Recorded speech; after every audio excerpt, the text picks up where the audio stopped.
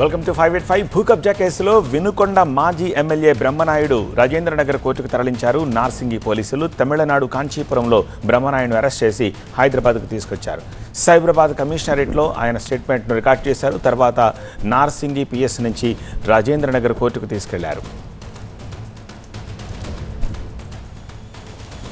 భూ కబ్జా కేసులో మొత్తం 10 మందిని నిందితులుగా పేర్కొన్న పోలీసులు ఇప్పటికీ 6గురిని అరెస్ట్ చేశారు. అయితే గండిపేటలో భూ వివాదంలో తమ తప్పేం లేదంటున్నారు బ్రహ్మనాయుడు కుటుంబ సభ్యులు. ఈ కేసులో తామే బాధితులమంటున్నారు.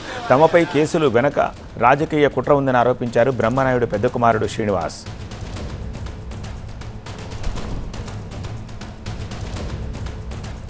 మేము క్లీన్గా బయటకు వస్తాం. ఎవరు తప్పు చేశారో అని ఎవరు మా బాధితులో బయటకు వచ్చింది. మేమే బాధితులు. మీ మీద ఆరోపణలు చేయడానికి ఉద్దేశం ఏమై ఉంటుందని అంటారు? పొలిటికల్ అయితే ఖచ్చితంగా ఉందమ్మా. అది ఇంకా నేను పేర్లు అవన్నీ ఇది సమయం కాదు. మేము కోర్టు వారి ద్వారా బయటకు వచ్చినాక అవన్నీ మేము చెప్తాం. మీకు మోసపోయి కూడా మమ్మల్ని నిందితులుగా చేరుస్తున్నారు. దీని వెనకాల పెద్ద పెద్ద పొలిటికల్ బ్యాక్గ్రౌండ్ ఉంది అనుకుంటున్నాం మేము.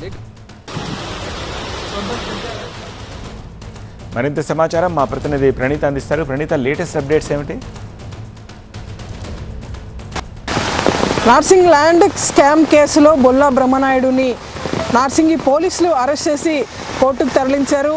సో ప్రజెంట్ కోర్టులో బొల్ల బ్రహ్మనాయుడిని పోలీసులు హాజరుపరిచారు. మొత్తం నార్సింగ్కి సంబంధించినటువంటి ఈ ల్యాండ్ స్కామ్లో బొల్ల బ్రహ్మనాయుడు పాత్ర నిర్ధారణ అయిన తర్వాతనే పోలీసులు అతన్ని నిన్న కంచీపురంలో పోలీసులు అదుపులోకి తీసుకున్నారు. సో అక్కడి నుండి ఇవాళ హైదరాబాద్కి తీసుకొచ్చారు. సో ఇవాళ ఉదయం నుండి కూడా సాయంత్రం వరకు నార్సింగ్ పోలీస్ స్టేషన్లో బ్రహ్మనాయుడును విచారించారు.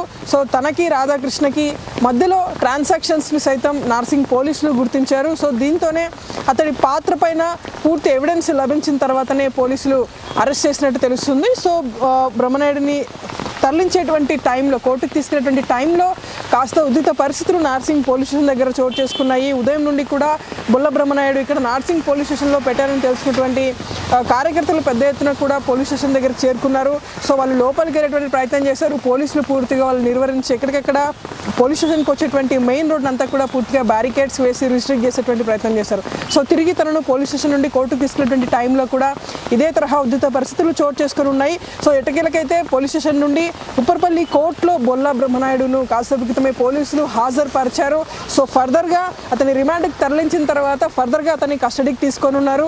సో ఇట్లా ఈ ల్యాండ్ వ్యవహారానికి సంబంధించి లోతైనటువంటి దర్యాప్తు కోసం ఇప్పటికే అనేక కోణాల్లో షేర్లింగంపల్లి డీసీపీ ఆధ్వర్యంలో మొత్తం దీనికి సంబంధించినటువంటి ఎంక్వైరీ అంతా కూడా జరుగుతుంది. ఈ క్రమంలోనే మెయిన్ అక్యూజ్డ్ రాధాకృష్ణ ఎవరైతే ఉన్నారో తను అడ్వకేట్గా పనిచేస్తున్నారు. సో గతంలోనూ ఈ తరహా నేరాలకు రాధాకృష్ణ పాల్పడినట్టు ఇప్పటికే పోలీసుల విచారణలో బయటపడింది. కాబట్టి అసలు ఈ రాధాకృష్ణకి మాజీ ఎమ్మెల్యే బొల్ల బ్రహ్మనాయుడుకు ఉన్నటువంటి రిలేషన్ ఏంటి, ఎక్కడ పరిచయము, సో ఇట్లాంటివి గతంలో వీళ్ళేమైనా చేశారా, ఇంకా దీని వెనకాల ఎవరెవరు ఉన్నారన్నటువంటి దానిపైన కూడా పోలీసుల దర్యాప్తు కొనసాగుతుంది.